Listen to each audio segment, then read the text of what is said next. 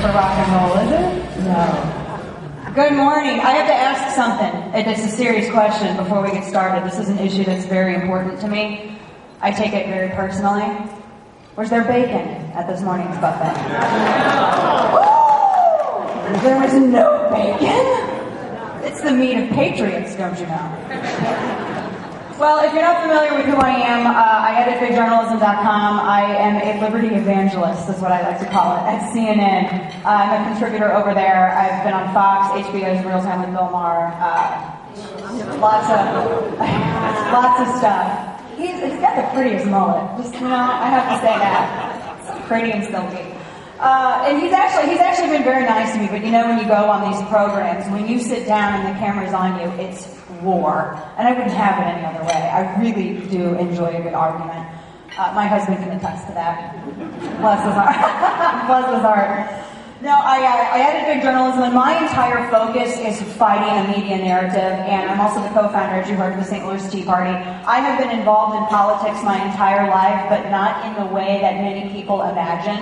I was raised in a very socialist, democratic, Southern Democratic, Union stronghold family in Southern Missouri. I am the black sheep. I have been excommunicated from the Thanksgiving table. And in fact, the very last Thanksgiving that my grandmother was alive, we drove down south to the Ozarks to my grandparents' house, pulled up in the driveway. My husband and I had just gotten married, and I had a Gym Talent bumper sticker on the back of my car. This is when he was running against one of the Carnahans. There's so many. They're everywhere. He was running against one of the Carnahans, with whom my uncle is friends. I pull up into the driveway and all my family members, and I say this with love. They had the cigarettes on the lips. Are sitting out there in the driveway. It's us. You got a Republican sticker on your car? Really? By the time I got up the steps into my house, into my grandparents' house, my grandmother had already heard. She was already convinced that I was going to hell for it, and I had to sit with the 3- and 4-year-olds at Thanksgiving. I've been taking my knocks for 9-10 years now. But no, I came out here and I have been involved in all of this for the same reasons that all of you came out here and have been involved in all of this. I remember the very first Tea Party. In fact, the St. Louis Tea Party was formed on air on my radio show when I was still on Sunday nights. Bill Hennessy, who is my co-founder, he emailed me. I had no idea who this dude was. He emailed me. We were all mad. We were all upset. We had all been mad under Bush because, I'm sorry, there's not a candidate that's perfect enough and conservative enough for me. I am 2 steps above anarchy when it comes to how conservative I want my candidates. I want Article 1, Section 8, and if you can't stick with it, don't run for office.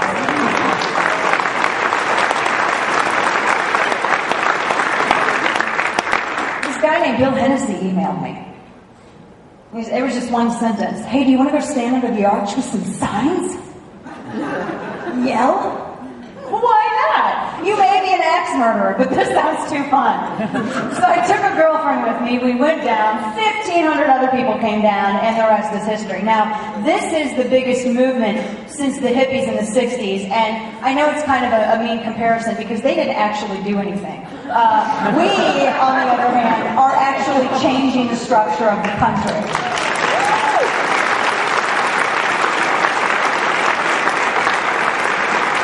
Bathe while we do it. You know?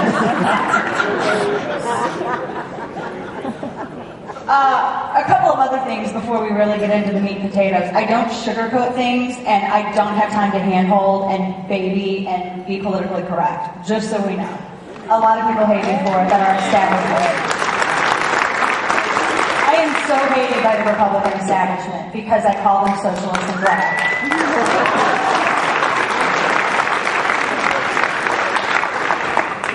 My birthday was Thursday, and before I went to bed Thursday night, and I'm going to be old enough to be president here in a few years. I'm not going to run, but I'm just going to keep causing trouble.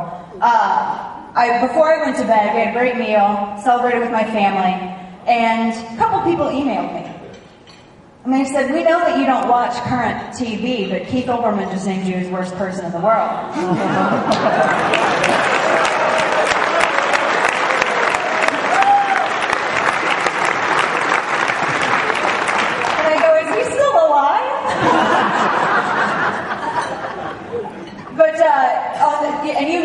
TV is the network of the guy who created the internet, Al Gore.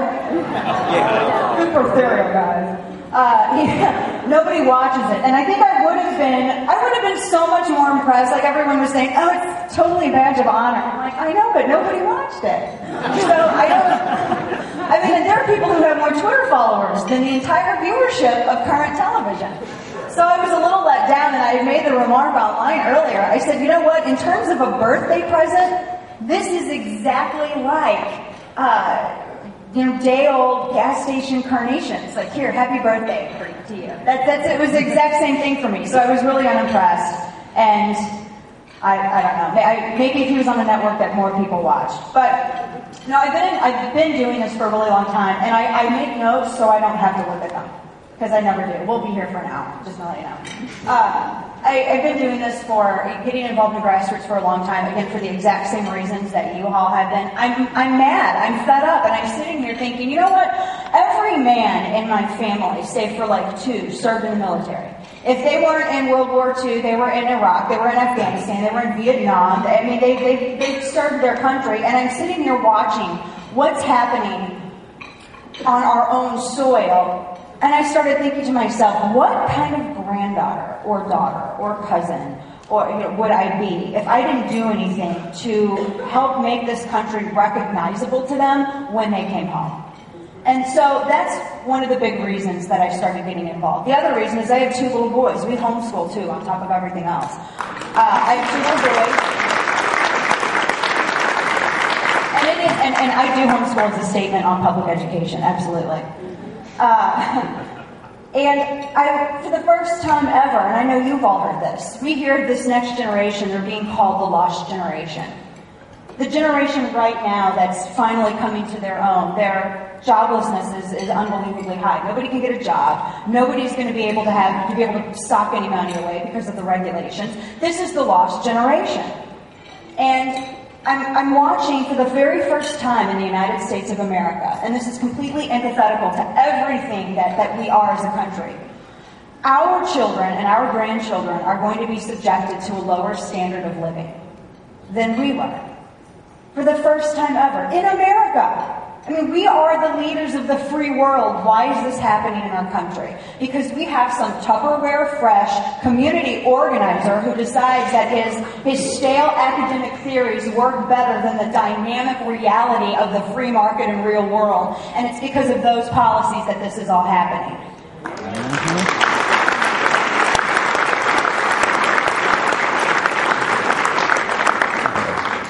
Let's get serious. There we go. So I got involved because of all those reasons. I'm angry. I'm so angry. And I remember just the healthcare stuff and watching them shove all of this down our throats. I will never forget this story. Town Hall, Jefferson County, Hillsborough, and it was at a community. It was a 4-year university down there. Claire McCaskill held a town hall, and she was telling everybody, "Well, you guys just haven't read it. You guys just don't know what's in this bill. You don't know what's in this law." And I saw 4 of the baddest, meanest senior citizen ladies sitting right by me on a bench.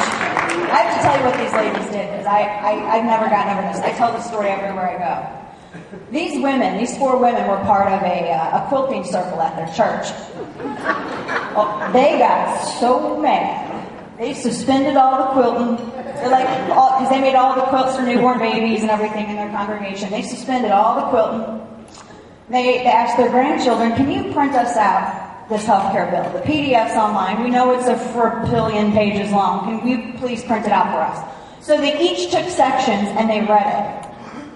They knew what the bill said. Senator Claire McCaskill didn't, but these 80-year-old ladies did. And they carried that with them to every rally.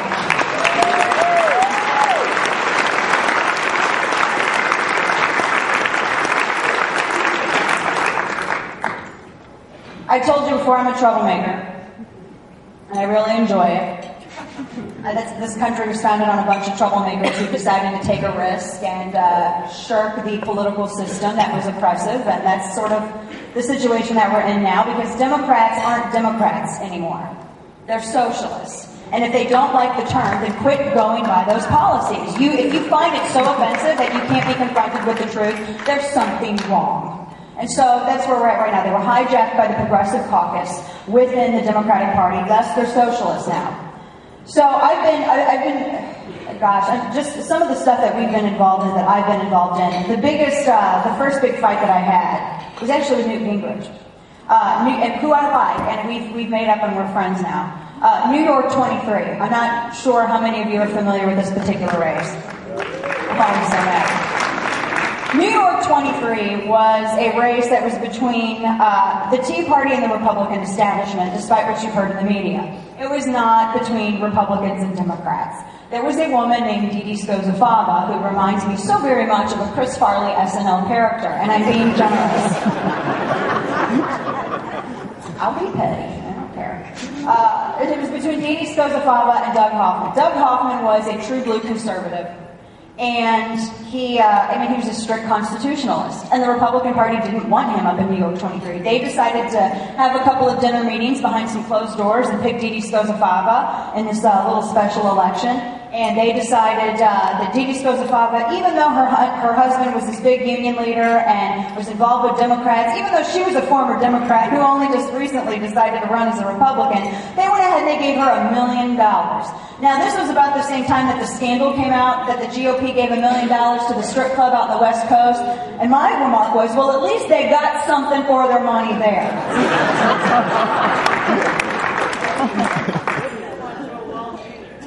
Yeah. Oh, they don't. Yeah. The establishment hates conservative candidates. I am really trying so hard not to go on a good tangent and a big diatribe on one particular candidate right now. You guys already know who I'm talking about. But no, it was between Hoffman and Scozafava. Republican establishment backed Scozafava, and they got burned because what happened? The grassroots movement got involved. The Tea Party got involved. I don't know if you keep score. I do. I don't know if you keep score, but every single time the establishment has tried to step to the Tea Party, they walk away limping. Every single time.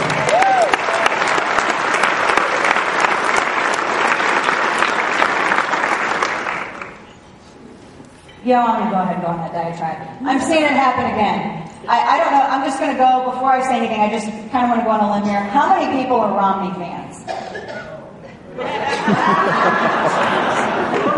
We're getting McCain was that guy. Y'all realize that, right? Now, I know he thought about coming here today, bless his heart, and I'm sure he's a great guy, and he does have very fabulous hair. But that does not a president make. Sorry. I just had to say a couple words about this, and then I'm going to actually move on. This is why I wrote notes, to keep on topic. I get really aggravated about this because midterm election was a huge wave. Midterm election was another successful story of the Tea Party versus the establishment. This is stuff that you don't hear in the media, because the media, if they're not in it for socialists, they're in it for the establishment, because, as I said, the establishment are nothing but socialist and rhino drag. That's all they are. They have indistinguishable policies. And for the life of me, I can't understand why anyone would support a guy that wrote Obamacare. I don't know about you, but I've been on the streets for the past 2 years, and if I didn't have a placard in my hand, I had a mic in front of me, and I've been railing against this healthcare law. Why on earth would I ever support anyone that introduced it and still defends it today? Asinine to me.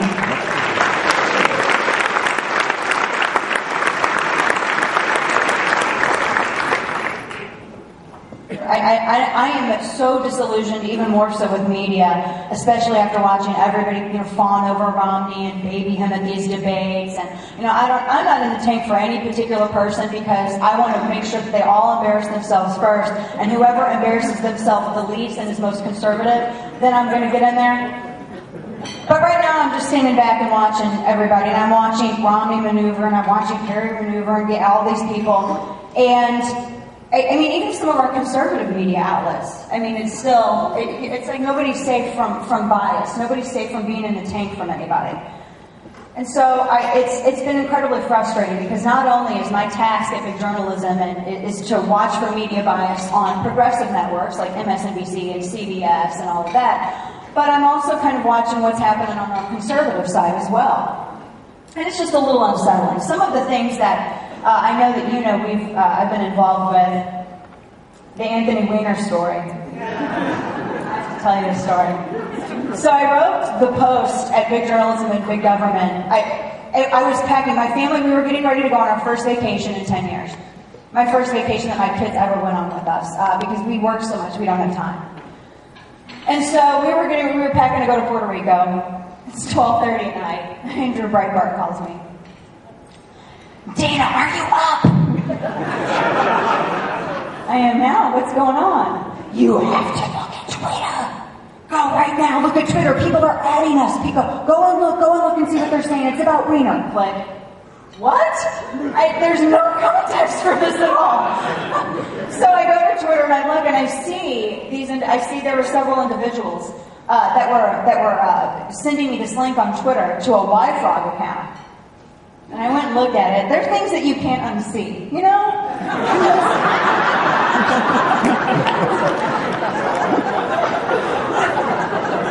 As hard as you try, you can't unsee that.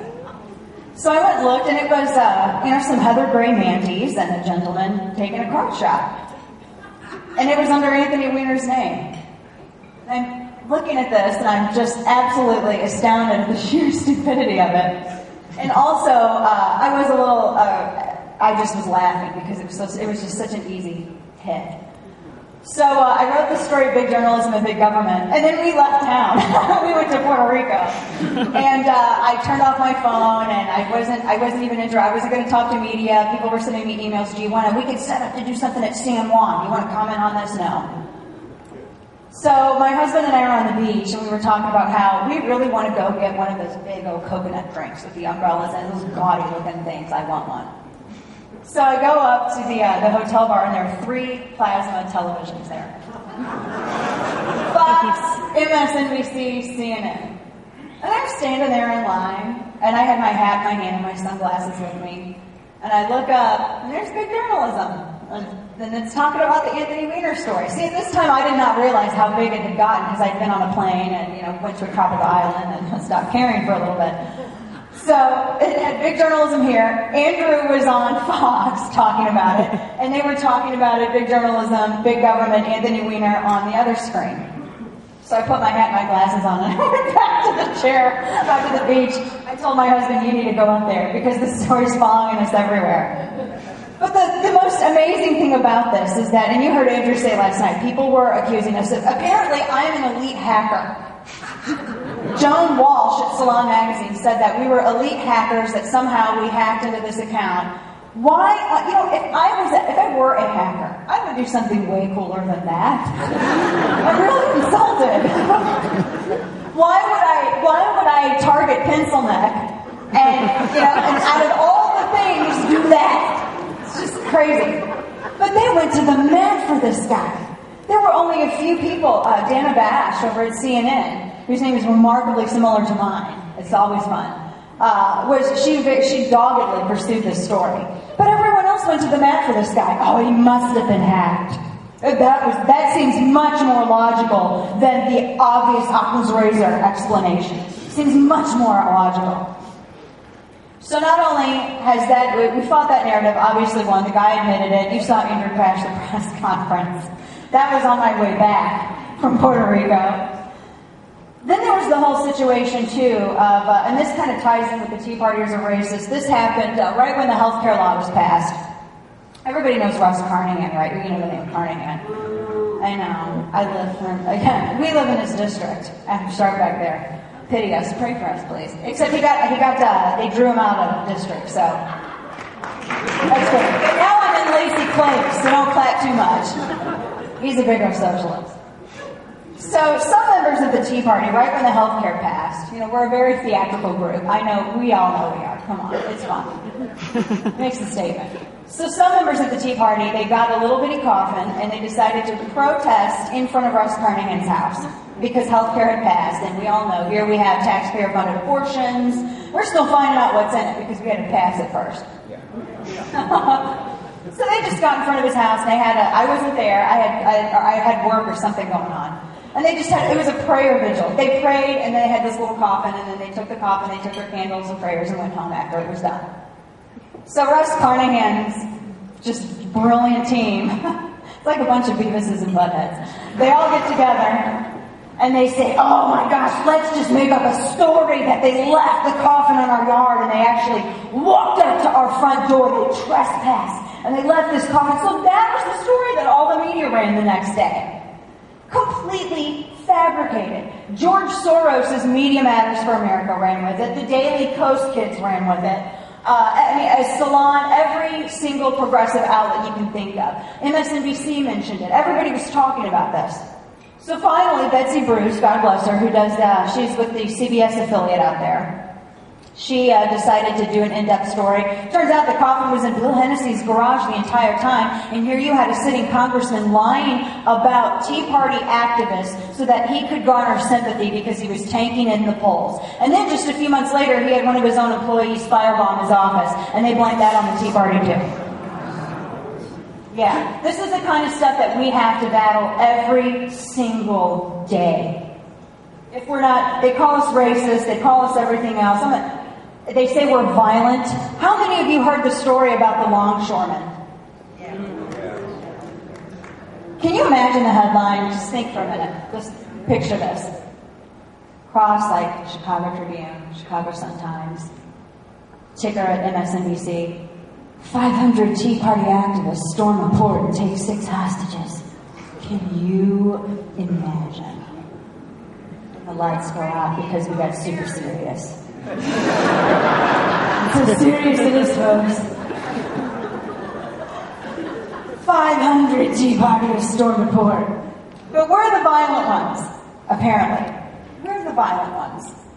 They took 6 hostages, they vandalized the property, and just a couple of days before they got into a fight with the cops, they were screaming out death threats, and a judge issued a restraining order against them, which is why they came back and did that. You didn't hear about that. MSNBC hasn't touched it. Nobody's reported on it. And then that very day, the very day that this happened, this took place on a Thursday morning. These were all guys in the AFL-CIO, by the way. This was the same day that President Obama gave his jobs address. Were you aware that the head of the AFL-CIO, Richard Trumko, had VIP admittance to this jobs address to the joint session of Congress, and he sat right with First Lady Michelle Obama? The same day that his group stormed a port, 500 strong, took 6 hostages? Yeah. Welcome to America. Unbelievable. This is the exact same violence that I witnessed when I was there when Kenneth Bladney was beaten. And I remember this town hall, and I remember watching all of that. And I want to say something about this too. I think union bosses are the absolute scum of the earth.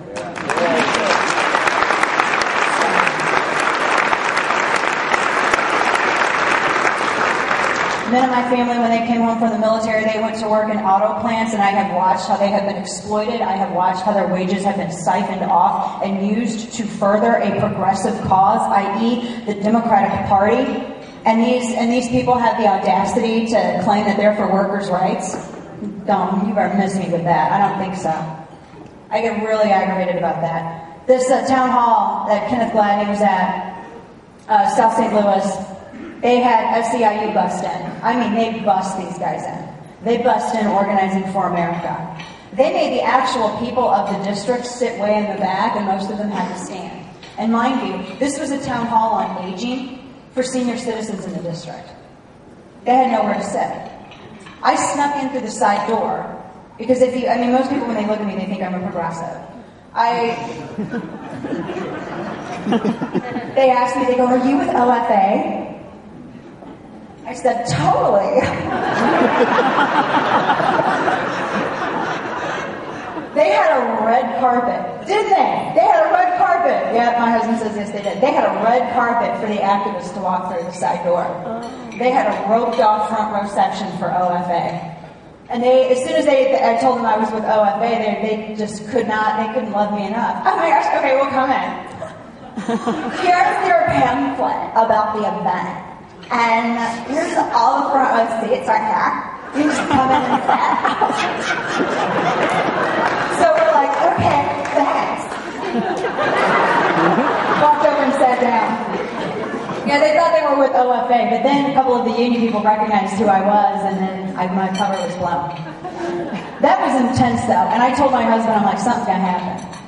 Because people were yelling at each other. I got video of this one guy in this woman's face. He called her an SL word for an uncouth woman, very loudly, on camera. They didn't care. They didn't care. They felt empowered. And there were already a couple of scuffles. There were police all throughout this town hall. It was intense. And when we left, that's when Kenneth was attacked in the parking lot. And I'm going to tell you something. The first time I saw Kenneth Gladney was when I crashed an Obama town hall in Arnold, out there with my bullhorn. And I did take my children because I wanted them to learn about civics. I took them to my protest and I logged it as homeschooling. 2 hours, civic participation and history. You're welcome, Missouri government. So we went there and I crashed that town hall and I saw this gentleman across the street. It was Kenneth Gladney. I just took notice of him because he had a huge pro-Obama merch booth up. He was selling merchandise. He had the pro-Obama shirts and pins. And then the second time I saw him, and I thought it was funny, it was when we were standing in line right before we snuck into the building of the town hall for Carnahan. And he was selling Gadsden flags. He's a capitalist. And I was telling my husband, man, you know what? He's raking it in. What a smart idea. Like, we could go and we could sell progressive merchandise that we make at conservative businesses to progressives and take that money and donate it to conservative candidates. Oh my God.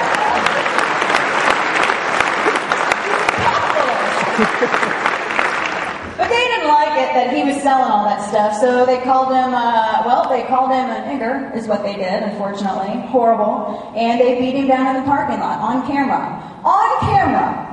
Now, Andrew last night talked about how John Lewis and Emmanuel Cleaver said that 15 times the N-word was hurled at them as they walked towards the Capitol building so that they could sign health care into law. Despite the fact that there were a trillion video cameras there, including within their own entourage, and there's no footage of this happening, they say that happened and denied that Gladney, who was beaten on camera, didn't happen.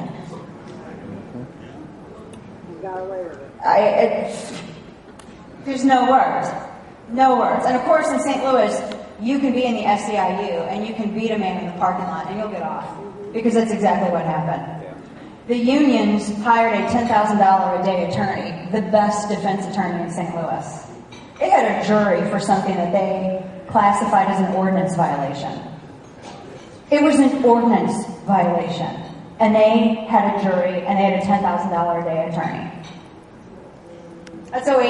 So we're kind of like Chicago, a little bit in that respect. I know you guys have it much worse. But this is some of the stuff that we deal with. I mean, with the Gladney thing, with the Anthony Weiner thing, I mean, I could go on and on and on. I'm in talk radio, you guys know I could. It frustrates me, as it does frustrate you. And this is one of the reasons why I'm out here. And I get so absolutely aggravated at the ways that progressives try to shut this movement down. Or they try to shut logical dissent down. I remember, you all know who Contessa Brewer is. She was on MSNBC, but she left recently. She was speaking, and I cannot remember his name right now, to a Republican congressman. And they were talking about the debt ceiling. And he was disagreeing with her, and he was being very polite. And I could see it coming. She pursed her little lips together.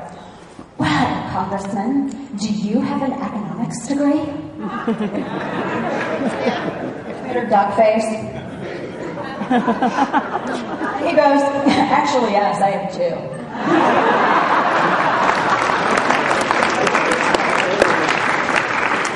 I had a progressive ask me that once. because I was disagreeing with them on, I forget what it was, debt ceiling credit, something like that. And they go, so Dana Loesch, do you have an economics degree? And I said, no, kittens, but my husband and I run a small business.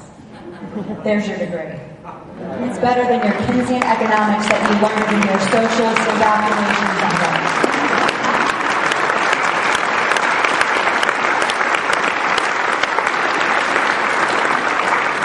That's why I got in this fight. I got a husband, I have 2 little boys, and at some point, it's purely for selfish reasons, honestly. At some point, I want to retire.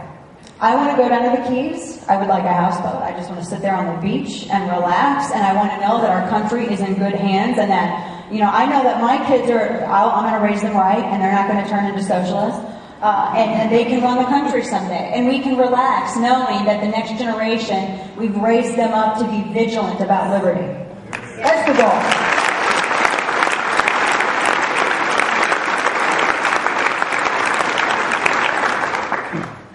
Now, as I said, every single day I challenge the media. I go on CNN. It's all about liberty evangelism. When I go on HBO's Bill Maher, somebody sent me hate mail the other day, and they said, why is it that you go on HBO with Bill Maher? I can't believe, Bill Maher has said some of those ignorant things about Sarah Palin, and I can't believe that you would go on there with him and, give him legitimacy. And this is when I was criticizing the ESPN radio jocks who had Mike Tyson on, and they were making great jokes about Palin. And I wrote this guy back, and I said, it's because ESPN hasn't invited me on. That's why. Because, see, when I was on HBO with Bill Maher, he sat there and called me a teabagger. And I said, well, that means you're my teabaggee. Are you my beta male? Because you know what that means, right? I'm your alpha.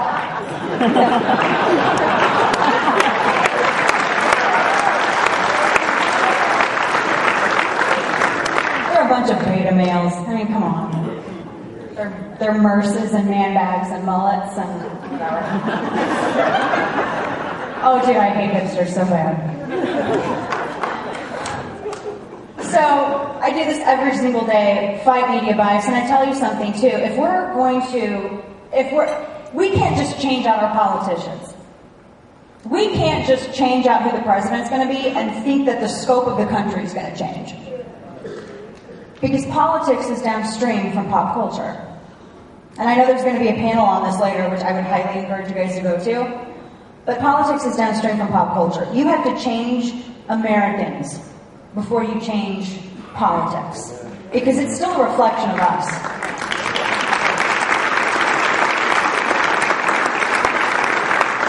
That's why Massachusetts' idea of a Republican is somebody like Scott Brown. He's a Republican in Massachusetts. Where I come from, he's a Democrat. But you have to change the people. And this starts, there's 2 battlefronts. Arts and entertainment, because that's the vehicle through which messages are sent. And media. Because whatever is the headline for today is going to be written down in the history books tomorrow.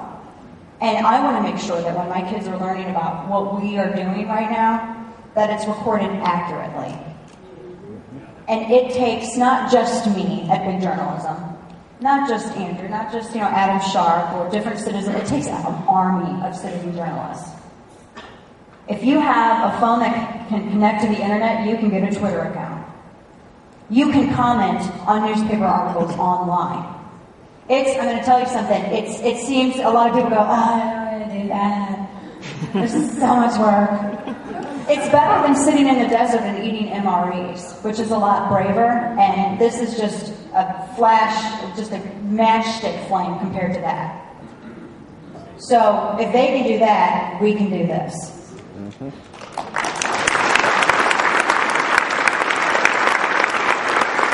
So I encourage you to get online. I encourage you to contribute. I encourage you to stand and help fight against the media. I encourage you to come write for me at Big Journalism. We celebrate citizen journalism. We are the new penny press. We are the new watchdog of government.